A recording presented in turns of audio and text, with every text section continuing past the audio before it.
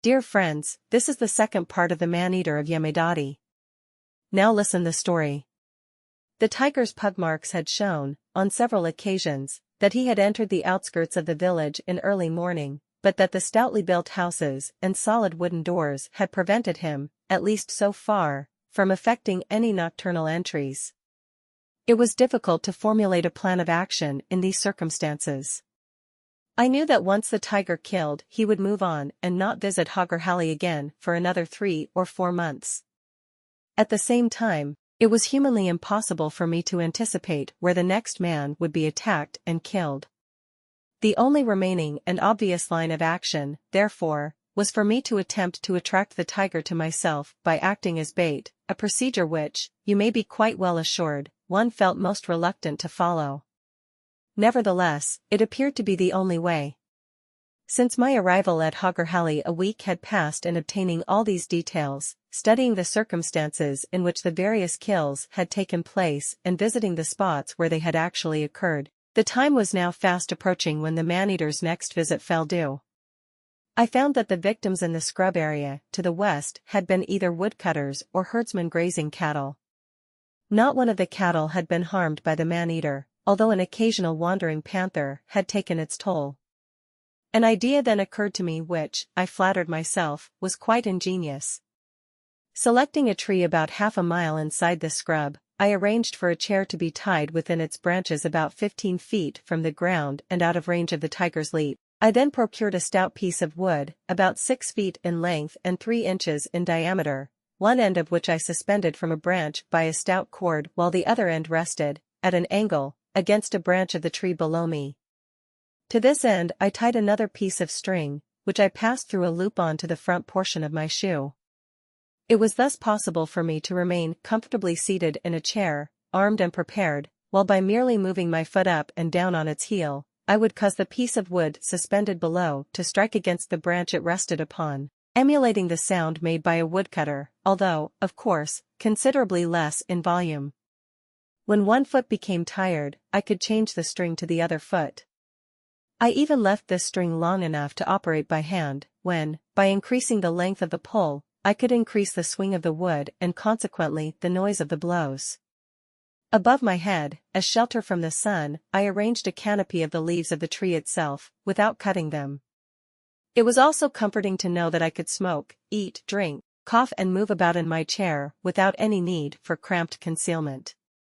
In fact, as I was acting as bait myself, the more I advertised my presence, the greater chance would there be of the tiger attempting to stalk or attack me. The Patel or headman of Hoggerhally village, Maneater, gave me his fullest cooperation. I explained my plan to him and stressed that from the time I started operating from my perch, it would be his business, at all costs, to see that nobody entered the scrub jungle, or the coconut plantation, thus ensuring that the tiger had no bait to attack but myself. This he promised to do, and forthwith broadcast to the village, and to the surrounding areas, under threat of dire consequences, that nobody was to be about after midday, especially in the direction of the scrub jungle and plantation. There was enough hay and dried grass around the village on which to feed the cattle for a fortnight to 3 weeks, by which time I hoped the tiger would have put in an appearance. The Patel's instructions were all the more popular because nobody wished to die beneath the paws of the tiger, and because it provided the villagers with the attractive prospect of being completely idle for the next 3 weeks. Precisely on the 10th day after my arrival at Hoggerhally, I began to put my plan to the test. After an early lunch I arrived at the tree shortly before 9 a.m. armed with water bottle, sandwiches and pipe, and of course my .405, and my first day's vigil commenced. Moving my foot to create the tapping sound was, I soon discovered, a monotonous and tiring pastime, added to which the reflected rays of the noonday sun caused me great discomfort and proved extremely tiring to the eyes, gazing as I must, through the shimmering heat haze, at the scrub jungle around me. I remained on my perch till sundown and continued to do so for the next week, without hearing or seeing any indication of the tiger's return. By this time I had completely familiarized myself with the position of every large bush within my range of vision, and had mentally mapped out the various lines of approach, consistent with available cover, The tiger was likely to take in stalking me on my tree, that is, when and if he returned. After the first unproductive week, and to relieve the deadly monotony I had experienced, I purchased a couple of cheap novels from the small bookstall at Bira railway station, which I read while sitting on my perch, automatically operating the string that pulled the tapping wood, and relying on my hearing to tell me of anything that was happening while I read. Thus I reached the end of the second week, still without any indication of the tiger's return. It will be appreciated that by this time I was growing impatient. I was, in fact, very fed up with my forced inactivity. I racked my brains to think of some better plan, but failed to arrive at any conclusion offering a more likely line of action than the one I was following. We were now in the 4th month, and the return of the tiger was due at any time, provided of course he was still following his beat. I had arranged with the deputy commissioner at Chikmagalur, the headquarters town of the district, to keep me posted of all human kills in the area through his subordinate, the Amildar at Kadur, which was only 4 miles from Birur. A runner was to be dispatched to me as soon as any news was received of a kill, and sure enough, 2 days later the runner arrived from the Amildar, telling me the tiger had killed at a hamlet on the Chikmagalur-Sakrapatna road 4 days earlier. The very next day the runner came again, to inform me of the slaying of a cowherd on the northern shores of the Ironkir Lake. This was 5 miles from the Medak Lake, which in turn was about 9 miles from Hagarhali. Reports so far had been satisfactory, inasmuch as they definitely indicated that the tiger was still following his regular beat and was only some 14 miles away at the time of the last killing, 2 days before the news had reached me. I could therefore expect that by this time the tiger was very near to the outskirts of Hagarhali, if not already there, and as the morrow would make the 3rd day since he had eaten, there was every hope that he would be eagerly looking for a fresh victim. That evening I told Yemmaydoddi to warn the inhabitants of Hagarhali and the neighborhood that the killer was in the vicinity, and to keep away from the scrub area and the plantation at all costs. The next morning found me seated in my accustomed place even earlier than usual. This time I had not brought a novel, but concentrated on banging the piece of wood as loudly as I could, coughing, and moving about on the branch of the tree so as to show myself as much as possible. In returning to the village that evening I took the greatest precautions against a surprise attack, but another 2 days passed and nothing happened. Nor did I receive any word regarding further kills. It now occurred to me that the tiger might have returned to his fastnesses in the Hogar Khan Ridge, or perhaps bypassed Hagarhali and gone in a northwesterly direction to Lingadhali and Bhagavadkot, or even westwards to Santavari. As the weather was comparatively warm and a half-moon had risen, I determined to spend the entire afternoons and nights of the next 2 days in the tree, in the hope that I might thus be afforded an opportunity of attracting the tiger, which undoubtedly would also be on the move after dark. This would place a still greater strain on me, tired out as I was with 15 days of fruitless sitting. Nevertheless, I determined to undertake the ordeal in a desperate attempt at success. The next forenoon found me back again, this time with a basket containing my dinner, a flask of hot tea, a blanket, water bottle, torch and other accoutrements that accompany the night watcher who spends long, cramped hours on a tree. I also brought 3 tablets of benzodrine to make sure that I did not fall asleep. I repeated the same ordeal of tapping all afternoon, and kept it up until late at night. The jungle was inordinately silent except for the call of a horned owl, and the faraway bark of a kakar or jungle sheep. The moon set by 1:30 a.m. and it became pitch dark and also very cold. Around 3 o'clock I felt sleepy and swallowed 2 out of the 3 tablets of benzodrine. Half an hour later I heard a rustle, and then the excited cackle of a hyena as he winded or saw me. Ha ha ha ha ha, what have where? Ha I ha, he commented, and then slunk on his way in the darkness.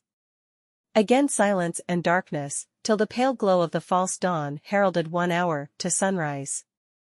That hour passed, and then, wheeu I kuk kaya kaya kakem, crowed the grey jungle cock, greeting the rising sun, as I dropped wearily from my perch, to struggle back to Hagarhali and snatch 4 hours of sleep. 11 a.m. found me back again on the tree to continue the tiresome watch.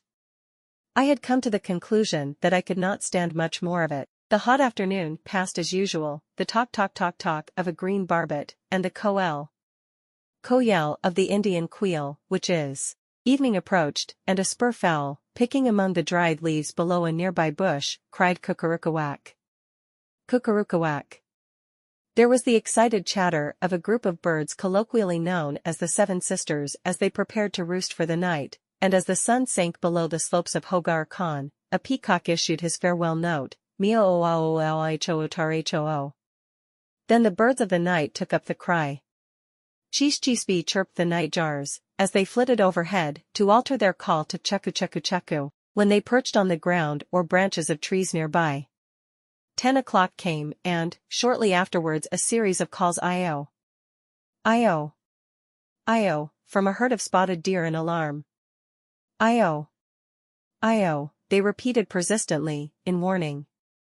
Undoubtedly a carnivore was on the move, and had been seen or winded by the watchful hinds, but whether a panther or ordinary tiger, or the man-eater itself, remained the question to be answered.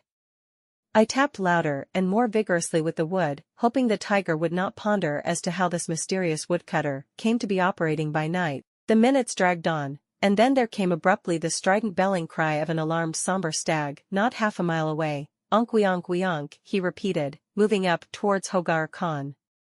Then deathly silence reigned again. Continuing the tap-ping, I scanned every bush that was visible in the half-moon, mentally revising the various lines of cover I anticipated the tiger might take in stalking the tree. Nothing moved along any of these, and all was still, except for one last onk. From the somber, at a distance, the strange feeling that something would occur at any moment came over me, and I felt that I was being watched, yet not a sound or crackle disturbed the stillness. Tapping away, I coughed, then moved and finally stood up from my seat, coughing and spitting in true Indian fashion. Yet not a sound, and then, like a bolt from the blue, he came. "Woof! Woof!" he roared, and an enormous grey mass, as large as a Shetland pony on wings, appeared as if by magic from behind a bush barely 10 yards away, to charge the trunk of the tree and reach the crotch below me. A great grey head appeared only 3 yards directly below me. I depressed the torch switch and fired between the glaring eyes. With the explosion of the rifle, the tiger fell backwards to earth, emitting a nerve-shattering roar. I put in a second shot. He acknowledged this, too, with a further roar, and the next second was gone. From the scrub 100 yards away, I heard a last "wrrruf," and then complete silence. I knew that neither of my shots had missed, but cursed myself, nevertheless, at not having dropped the animal with, at least, my second shot. Nevertheless, I was certain it had been severely wounded and could not go very far. I allowed myself to doze for the rest of the night, and with the rising sun warily returned to Hagarhali, to organize plans for following up the wounded beast. Yemmaydoddi rallied splendidly, and while I had a short rest, followed by hot tea, toast and bacon, arranged with the owner of a buffalo herd to drive his animals through the bush in the wake of the wounded tiger in the hope that it would be induced to reveal its whereabouts when the buffaloes came near. By 9 a.m., I was back at my tree, accompanied by Yemmaydoddi, 2 scouts, 15 buffaloes, and their owner. First I ascended to the top of the tree, and tried to locate the tiger, but nothing could be seen. At the foot of the tree, splashed against the bark, were flecks of blood from his face or head, as my first bullet hit him. Behind the bush, where he had retreated, we picked up a copious blood trail, showing my second shot had also taken effect. Thereafter, we drove the buffaloes slowly in the direction the retreating tiger had taken, spreading them out as far as possible into a rough line. I followed the buffaloes, the 2 scouts keeping immediately behind me. Yemmaydoddi and the owner of the buffaloes remained in the tree where I had sat. We had covered about 200 yards when we heard a deep growl. At the same time the line of buffaloes stopped, and lowered their heads, horns extended, in the direction from which the growl had come. A tree grew a little to my left, and I whispered to one of the scouts to climb it and see if he could locate the tiger. This he did, but signaled back to me that he could see nothing. The buffaloes had meantime backed from the spot, nor could we get them to go forward. Leaving them there, and the scout still up the tree he had ascended, the remain ing scout and I tiptoed back to Mudlajiri and instructed him to return to the village and try to collect some of the village dogs to help us. This he agreed to do, but it was a full hour and a half before he returned, accompanied by 2 mongrels only, saying that these were all he could succeed in collecting. We now set the dogs on the buffaloes to cause them to move forward, and so gained 25 yards, when the tiger set up a horrible growling. The buffaloes immediately came to a standstill, while the curs began yapping vociferously. Creeping forward for shelter behind the 2 foremost buffaloes, I endeavored to peer between their legs in an attempt to penetrate the undergrowth and catch a glimpse of the tiger, but could see nothing. I then attempted to prod the animals forward, but one of them turned on me suddenly, and I narrowly escaped the sweep of the long horns. My position was awkward in the extreme, with a wounded tiger before me that might charge at any moment, and nervous buffaloes around, that would defend themselves with their horns in a united stampede against the tiger, or myself, whichever provoked them first. Retreating a few steps, I signaled to the scout, who was still in the tree, to descend. With his and the other scouts' help, I then began throwing stones over the buffaloes into the undergrowth at the point from which the growls had come. This action was greeted with a fresh outburst of growling, but nothing we could do would induce the tiger to break cover and show himself. Nor would he retreat, and this fact indicated that he was in a bad condition. Further stoning proving useless, I withdrew the 2 scouts, leaving the buffaloes where they were, and with their help, and accompanied by the 2 curs, made a wide detour of the jungle, to come up in the rear of the tiger and about 300 yards beyond it. From here, we advanced very slowly, the scouts under my instructions climbing every tree and point of vantage as we crept forward in an endeavor to see the tiger. Thus we covered some 200 yards, when one of the scouts signaled he could see something from the branch into which he had climbed. Descending, he whispered he had glimpsed a white and brown object beneath a bush about 50 yards away and roughly halfway to where the buffaloes were standing. Climbing into the branch with him, he indicated a clump of bushes, at which I first stared in vain before I saw an indistinct brown and white patch just beyond the clump. Aiming at this object, I fired, and the tiger, mistaking the direction of our approach, charged the buffaloes with a series of short roars. The nearest was taken by surprise as the tiger leapt on him. The remainder got together and rushed forward with lowered horns. Meanwhile, the buffalo which had been attacked bellowed with pain and fear and endeavored to shake his adversary off. The tiger remained perched on the buffalo, snarling and growling vociferously. From my point of vantage in the tree the scene was clear to me, but I dared not risk a shot for fear of killing the buffalo, or one of the herd that was fast approaching. And then the remaining buffaloes reached the spot and the scene became a medley of tossing horns and struggling brown bodies. Finding his position precarious, the tiger leapt off the buffalo he was straddling and rushed back to cover, behind a bush only 25 yards away. I could clearly see him, crouched and watching the buffaloes. A single shot behind the left shoulder gave him his quietus. Later, on examining the tiger, I found that my first bullet of the night before had struck his right cheek, some 2 inches below and to the right of his eye, passing through his flesh and shattering his cheekbone. My second shot had cut through his belly, and in passing out had formed a gaping hole, through which his entrails were trailing. My third and recent shot had penetrated his heart. The broken jaw, smashed by the car shikaris months ago, had healed badly, thus explaining why the animal had been unable to bite properly and had turned man-eater in consequence.